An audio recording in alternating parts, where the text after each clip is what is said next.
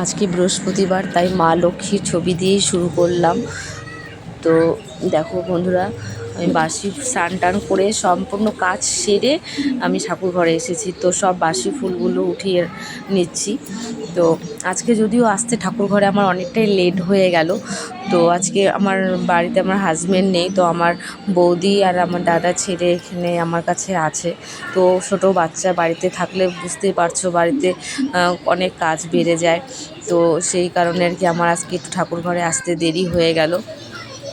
তো আমি একটু বাজারে গিয়েছিলাম পান আর কলা আনতে। আমার বর নেই আজকে, তো ওই জন্য আমিই গেলাম আনতে। আমার বরই এনে দেয় প্রত্যেক বৃহস্পতিবারে। তো গিয়ে আমি একটু আতপ ধানের একটু চিড়াও কিনে নিয়ে আসলাম ঠাকুরকে ভোগ দেওয়ার জন্য। যে আজকে বৃহস্পতিবার, মা লক্ষ্মীকে তো চিড়ে ভোগ দেয়, এদিকে গোপালও আছে। তো ভাবলাম এনে রাখি, প্রত্যেক দিন অল্প অল্প করে ভোগ দেওয়া যাবে। তো ওইদিকে ওই জন্য চিড়েগুলোকে ভালো করে ঝেড়ে নিয়ে বয়ামে ঢুকিয়ে রাখলাম। তো এদিকে দেখো বন্ধুরা, আমি আমের শাকায় পান পাতা কলা এগুলোতে সব সিঁদুর লাগিয়ে সব রেডি করে নিচ্ছি, ঘটে দেব। তো আমি কলা এনেছি, চিড়া কলা বাতাসা এগুলোও কিনে এনেছি আমি, আর কিছু ফলও কিনে এনেছি। তো ফলগুলো আজকে দেবো না, আজকে চিড়া আর কলা বাতাসা দিয়েই ঠাকুরকে ভোগ দেব।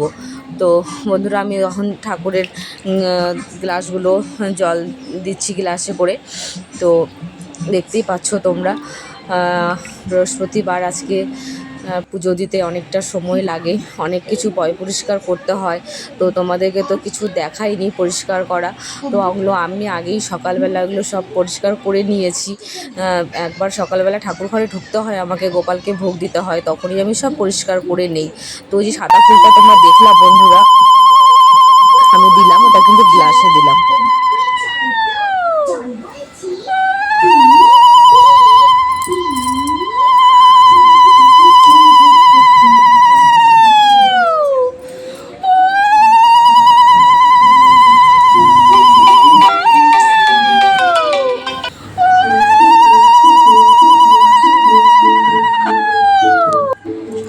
তো বন্ধুরা, তোমরা দেখতেই পাচ্ছ পুজো দেওয়া হয়ে গেল। একটু আরতি করে নিচ্ছি এখন।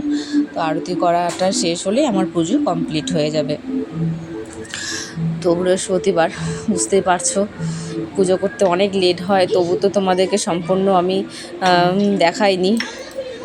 তো যেটুকু দেখিয়েছি এটাই অনেকটা সময় লেগে গেছে আমার। তো ক্যামেরা ধরার আমার কেউ নেই, এই জন্য খুব অসুবিধা হয় আমার ভিডিও করতে। তো যাই হোক, অনেক কষ্ট করে আমি ভিডিও করি। আমার চ্যানেলে কেউ নতুন হয়ে থাকলে অবশ্যই সাবস্ক্রাইব করবে।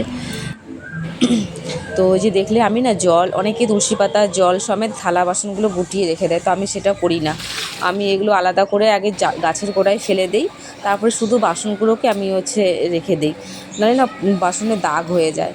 তো দেখো বন্ধুরা, আমি ঠাকুরের সব ভোগ উঠিয়ে নিয়েছি। এবার ঠাকুরের জায়গাটা ভালো করে পরিষ্কার করে নিচ্ছি। পরিষ্কার করে রেখে দিলে আমার মনটাও অনেকটা শান্তি লাগে। ঠাকুরের ভোগ উঠানোর পর ঠাকুরের জায়গাটা ভালো করে মুছে পরিষ্কার করে রাখলে পারে সত্যি মনটা খুবই ভালো লাগে। আর ঠাকুর ঘরের যখন না পুজো সম্পন্ন হয়ে যখন আমি ঠাকুর ঘর থেকে বাইরে বেরোই, কত একটা যে শান্তি, প্রচণ্ড শান্তি।